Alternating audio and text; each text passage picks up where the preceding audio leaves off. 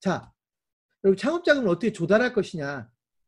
근데 여기 제가 1번이라고 표시가 되어 있는데 창업자금을 어떻게 조달할 것이냐는 어디에 포인트를 두고 제가 얘기한 거냐면 여러분이 누군가에게 투자를 받으려면 어떻게 해야 되느냐에 포인트를 잡은 거예요.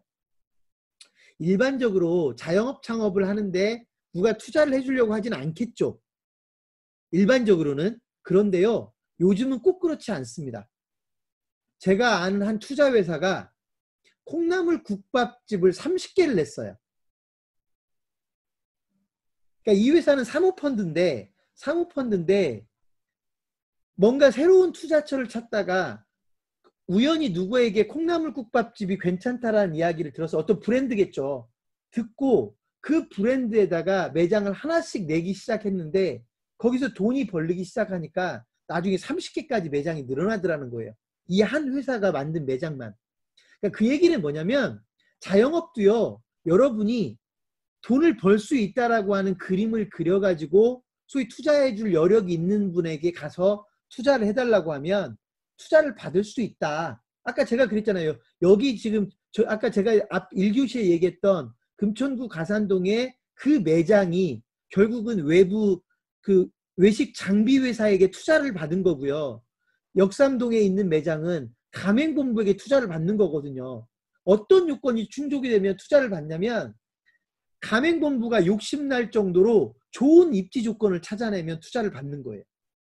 왜냐하면 이 사람들은 자기네 아이템에는 관심이 자신이 있거든요. 자기네 아이템은 자신이 있는데 누군가가 자리를 가지고 왔어요. 좋은 자리를. 그런데 좋은 자리인데 자리는 좋은데 보증금하고 월세는 저렴한 거예요. 그러면 가맹본부가 저 자리에서는 실패할 가능성이 거의 없겠다고 판단되면 가맹본부가 투자할 수도 있고요. 외부 인사가 투자할 수도 있고요. 심지어는요. 열심히 뛰어다니면 건물주들이 투자하는 경우가 있어요. 내 건물이 그 자리가 공실이에요. 공실인데 여기에 어떤 아이템을 가지고 입점시키면 건물이 살아날 것 같아. 장사도 잘 될 거래. 그러면 임대료도 안정적으로 나와요. 또는 임대료를 소위 일반 임대료보다 더 받을 수 있어요. 매출액의 몇 %를 수수료 방식으로 받기로 하면 일반적으로 받는 임대료보다도 더 많이 받을 수 있어요. 이럴 때는 건물주가 보증금을 투자해 줄 수 있거든요. 자, 이처럼 여러분이 자영업 창업을 하지만 얼마든지 투자를 유치할 수 있는 건데 근데 여기서 투자 유치에 대한 장황한 얘기를 하기보다는요. 제가 여기서는 아주 기본적인 전제 조건만 얘기를 할게요. 자, 제가 사례를 들어볼게요. 제가 창업을 하려고 하는데 제가 여러분에게 투자를 해달래요. 근데 여러분이 한 100억 정도는 가지고 있는 자산가예요. 가정을 그렇게 할게요. 여러분이 100억 정도를 가지고 있는 자산가예요. 근데 제가 사업 하나 하겠다고 여러분에게 가서 뭐라고 하냐면 한 5억만 투자해달라고 해요.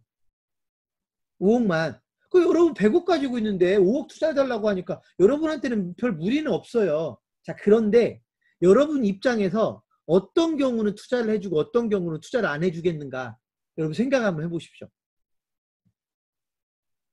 너무 뻔한 얘기입니다. 뭐냐면 여러분이 생각할 때 여러분이 지금 투자를 해줄 거잖아요. 그 자리에서 돈을 벌 것 같으면 투자를 하는 거고요. 돈을 못 벌 것 같으면 투자를 안 하는 거예요. 돈을 많이 벌 것 같으면 투자를 하는 거고요. 돈을 쥐구리만큼 벌어서 내가 투자를 한 별로 재미가 없겠다라고 하면 투자를 안 하는 거라고요. 근데 투자를 해달라는 사람은 뭐라고 하겠어요? 제가 여러분에게 투자를 해달라고 할 때는 돈을 많이 벌 수 있다고 막 가서 주장을 하겠죠. 이 자리에 5억을 저한테 투자를 해줘가지고요. 제가 여기다 부패를 내면 여기서 한 3천만 원씩 벌 수 있습니다. 매월. 그러니까 투자를 좀 해주십시오. 제가 여러분한테 주장은 이렇게 할 수 있어요. 근데 여러분이 제 말이 믿기면 여러분이 제 말을 믿으면 투자를 하겠죠. 근데 여러분은 그 말을 믿기가 어려운 거죠. 왜? 미래에 관련된 얘기니까. 이해되십니까? 여러분이 정말로 제 얘기대로 한 달에 2, 3천만 원씩을 버는 매장이라면 여러분이 2억 투자해주는, 아니 5억 투자해주는 게 뭐 별 문제가 있나요? 없죠. 그런데 그 한 달에 2, 3천만 원을 벌 수 있다라는 말은 제 말일 뿐이잖아요. 실제로 그 매장에서 3천만 원을 벌 수 있는지 없는지는 따져봐야 될 문제인데 저는 자신 있다고 얘기하지만 여러분이 들어보니 별로 공감할 수 없는 거예요. 그러면 투자를 안 하는 겁니다. 이해되십니까? 그럼 이제 제가 나와서 이러겠죠. 투자 유치에 실패하고 나와가지고요. 저 투자자는 말이야. 내 말뜻도 못 알아먹고 내 비즈니스 모델도 이해를 못하고 무식해서 투자를 안 했다고. 그건 무식한 게 아니고요. 여러분이 그 투자자를 설득하는 데 실패한 겁니다. 이해되셨습니까? 그러니까 내가 누군가한테 투자를 해달라고 할 때는 결국 내가 그 사람을 설득해야 되는 의무가 있는 거고 그 설득에 실패하면요. 투자를 못 받는 겁니다. 근데 그나마 운이 좋으면 가서 설명할 기회를 줄 수도 있는데 대부분의 투자자들은요. 와서 설명할 기회를 안 줘요. 어떻게 하라고 합니까? 사업계획서 보내라고 합니다. 사업계획서 보내라. 말로 설명하기도 힘들어 죽겠는데 말로 설명하는 것도 설득하기가 힘든데 여러분이 여러분 사업을 글로 써가지고 사업계획서를 만들어가지고 투자자를 설득해야 되니까 투자 유치가 어려운 겁니다. 그러니까 이런 식의 사업계획서는요. 그 사업계획서만 만드는데 500만 원도 들어가고 1000만 원도 들어가고 그렇습니다. 그냥 내 머릿속에 있는 계획을 사업계획서로 문서로 만들어주는데도 컨설팅료가 500만 원, 1000만 원 그래요. 내가 사업계획서를 못 만드니까. 근데 그때 사업계획서는 멋지게 만들어졌어도 내 생각이 잘못돼 있잖아요. 기획이 잘못돼 있잖아요. 그러면 투자를 못 받는 겁니다. 아주 간단합니다. 투자를 받고 못 바꾸는 문제는 여러분이 투자자를 설득했느냐 못했느냐. 여러분이 어떤 건물주한테 가가지고요. 사장님, 내가 사장님 건물 1층에서 소위 설렁탕집을 하면 돈을 엄청 잘 벌 수 있는데 돈이 좀 부족합니다. 사장님이 보증금만 투자를 해주면 소위 보증금만 안 받으면 내가 여기서 장사를 해서 시설비는 내가 할게요 사장님. 내가 장사를 해서 사장님한테 매출액이 얼마를 드릴 테니까 임대료 이상의 장사가 잘 되면 임대료 이상의 훨씬 더 많은 돈을 가져갈 수 있을 겁니다. 이렇게 얘기하면 건물주가 투자할 수 있을지도 몰라요. 문제는 전제는 뭐예요? 여러분 말이 공감이 돼야 돼요.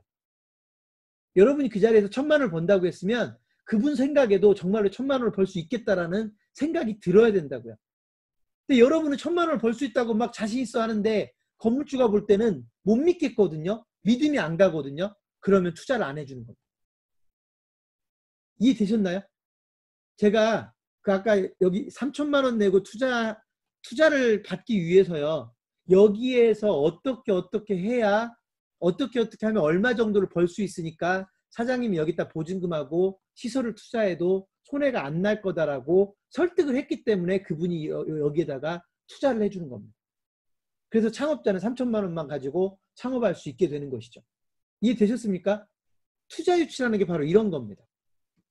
일반 중소기업이나 벤처기업도 똑같은 거고요. 일본 기술 창업이나 뭐 어플리케이션 가지고 창업을 하는 것도 똑같고요. 음식점 창업을 하든 뭐 여러분이 고시원 창업을 하든 똑같습니다. 여러분 고시원 창업한다고 하면 투자회사들이 돈 안 대줄 것 같죠? 일본의 제1동포 중에 손정희 씨라고 있죠. 소프트뱅크 인베스트먼트 코리아라고 하는 데서 몇 년 전에 고시원에다가 한 몇십억을 투자한 적이 있어요. 그러니까 투자회사들은요. 돈이 되면 투자를 하는 거지 엄청나게 뭐 기술력의 수준이라든지 이런 것만 보고 투자를 하는 건 아니다. 그래서 제가 네 번째 주제에 뭐라고 써놨냐면 여러분이 하려고 하는 사업이 성장 가능성도 있고 사업이 잘 될 수 있고 망하지 않을 것 같으면 투자자는 투자를 해줄 수 있습니다. 그리고 그런 투자자는 널리고 널렸습니다.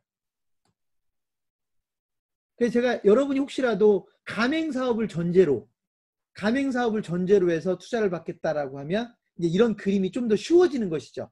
정말로 여러분이 하려고 하는 가맹사업이 프랜차이즈를 300개, 500개 이상을 낼 수 있는 아이템이고 경쟁력이 있고 현재 장사도 잘 된다고 하면 그런 분은 투자를 받는 게 꼭 어렵지만은 않을 수도 있다는 얘기입니다. 이해되셨습니까? 자, 그래서 투자 유치는 이 정도만 얘기를 하겠습니다. 다음에 이제 여러분들이 자영업 창업을 할 때 투자 유치를 한다라고 하는 건 좀 더 이제 제한되죠. 여러분이 자영업 창업하면서 뭐 사모펀드에 가가지고 투자를 해달라고는 안 할 거니까 일반적으로 여러분들이 만약에 이제 자영업 창업을 하고 예를 들면 음식점을 하나 창업한다고 할 때 여러분한테 투자를 해줄 사람들이 어떤 사람들일까를 여러분이 고민해 보면 딱 정해져 있습니다. 가맹본부, 건물주, 또는 나와 같은 또 다른 창업자, 또는 오토매장 같은 개념으로 돈만 투자해서 자기는 이미 다른 할 일이 있으니까 돈만 투자해서 소위 오토매장처럼 일정한 수입을 가져가고 싶은 사람들, 이런 사람들이 의외로 많이 있거든요. 그래서 여러분들이 그런 기회를 만들 수 있다면 여러분들도 투자 유치할 수 있다고 생각이 됩니다. 다만 이제 그 과정을 만들어내야 된다는 것이죠.